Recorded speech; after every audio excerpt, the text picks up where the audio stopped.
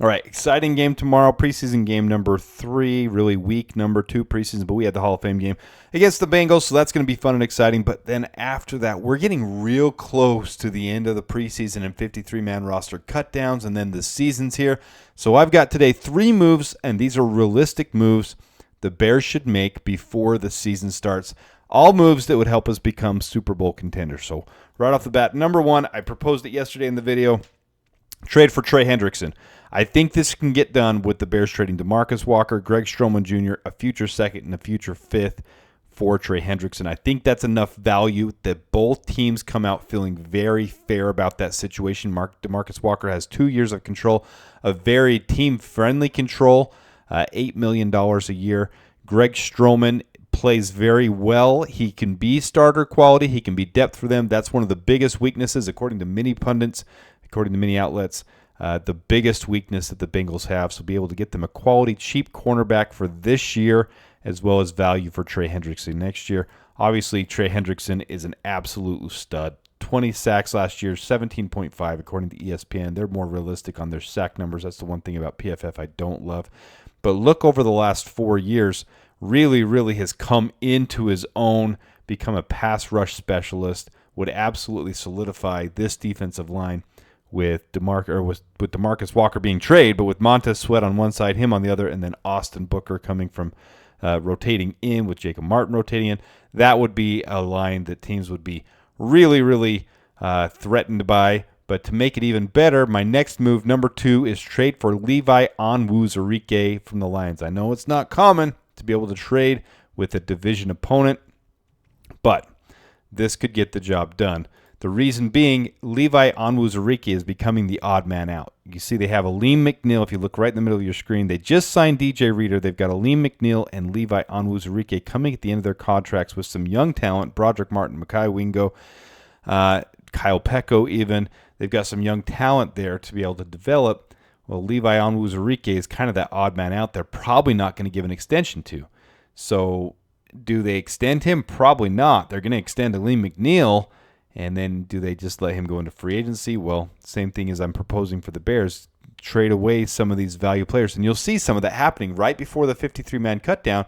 Teams that might not be in order to claim or might not be able to be in position to grab some of these players off of once the team's cut down, the Bears could trade for Levi Onwuzurike and be able to bring him in to solidify that defensive front. You've got Andrew Billings, you've got Jervon Dexter, but behind that, Zach Pickens hasn't been playing well. Byron Cowart's been playing decent in the preseason, but is it really the depth that you want? Levi Onwuzurike would really give some strong depth to this team. He's got a very strong pass rush win rate on a defense that we need to get pressure in there. So looks really good this preseason too. As you're watching him in Lions camp, he looks really good. So be able to get some value out of him. If they're going to cut down anyways, if they're going to cut him, be able to go trade for him, and a 5th-round pick would be able to do that. All right, last thing I would do is I would trade some of these players away that have value for future draft picks. And I know the first one's a little bit shocking. I agree. Not a huge fan of trading away Khalil Herbert, but if you can give someone to give us a 4th or 5th-round pick next year for him, I really like what I'm seeing out of Velus Jones Jr. and Ian Wheeler, and you've still got Roschon Johnson and DeAndre Swift. You signed DeAndre Swift for a reason, so Khalil Herbert coming at the end of his contract, it's not my favorite move, but it's one you're hearing rumbling around out there. And Elijah Hicks, Dominic Robinson, Larry Borom are right on the fringe. They're borderline players of making the 53. So if you can get 6th or 7th round picks for these guys, I would do it. I would trade them away for 6th or 7th round picks. You never know. You could package those picks up later to trade up in next year's draft. You could be able to hold on to them and be able to get some pieces you take flyers on late in the draft. Who knows? But having those draft picks really helps long term. So these are 4 players I'm targeting that could really benefit from us trading them while they have some value. Larry Borom with experience being a swing tackle, Dominic Robinson putting on some size, having some experience and some freak athletic ability. Elijah Hicks with his ability that he has started several games at center and played well for us, but really kind of the odd man out with how much depth we've added with Tarvarius Moore and some of the rookies coming up, and obviously with Jonathan Owens and Kevin Byard being signed to the team. it makes that depth hard to make the team. And so with that, some of these guys that would walk in free agency would give us comp picks, but if we can, some of these guys wouldn't. And if we can get trade value, a 6th or a 7th round pick for a team that's looking for a safety or a running back or a defensive end or a tackle, go ahead and take it. You look at our draft picks in the upcoming drafts, we have good capital already, but if we can add some draft value to that, say you get 3 6th round picks or 3 7th round picks, you can package some of those picks up with, say, our own 2nd round pick, or if we trade for Trey Hendrickson, that second would be gone, or you could trade 2 of those 6th and a 3rd to trade up to someone's 2nd round pick to be able to get higher in the draft for one of those guys that we're looking to get. So it's really nice to have that draft capital, and I like how the Bears are finally in position where some of these guys, maybe Keenan Allen, are going to have to walk, and we're going to start getting more and more comp picks. See on the bottom right, that's always in our mind. Ian Cunningham, if he does leave the team after this next year, we would get 2 compensation picks in the 3rd round for the next 2 years, according to the Rooney Rule, the diversity initiative that the NFL has. So we'd get 2 3rd-rounders. That gives us even more leverage and value. Now, obviously, Ian Wheeler is worth more than those 3rd-round picks. He's very valuable in everything you've seen, from Hard Knocks to in the draft room, and everything Ryan Poles has said about him, even saving a draft pick and not trading up to get Rome Odunze and holding firm, hold the line there. He was instrumental in his ear. So Ian Cunningham, very valuable to this team. But if he does go somewhere else, because he's that good, and he will get a GM shot at some point. Many thought this last year. I thought this last year he would get a GM shot.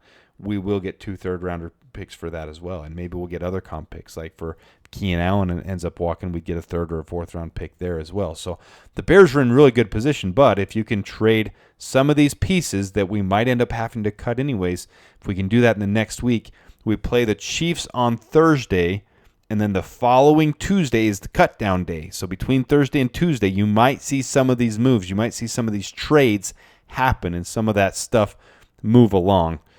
So that would be when you start to see those things. But these are definitely 3 moves that I think would make us immediate Super Bowl contenders. And not just this year, but for the next several years. We would open up that window because most of these contracts are already locked in, and we have Caleb on our rookie contract. So, number 1, trading for Trey Hendrickson. Number 2, trading for Levi Onwuzurike. And number 3, trading away some of these potential players that won't make the roster to teams that are willing to give up a 6th or 7th round pick, or even running back hungry teams.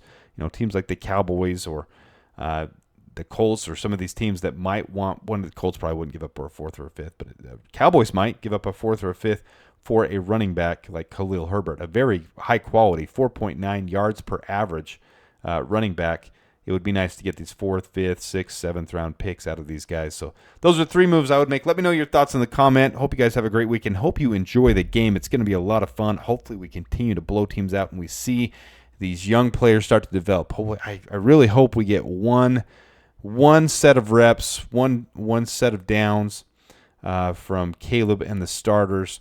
But if not, I still want to see these competitions for the offensive line, for the defensive line, some of these undrafted free agents in the secondary.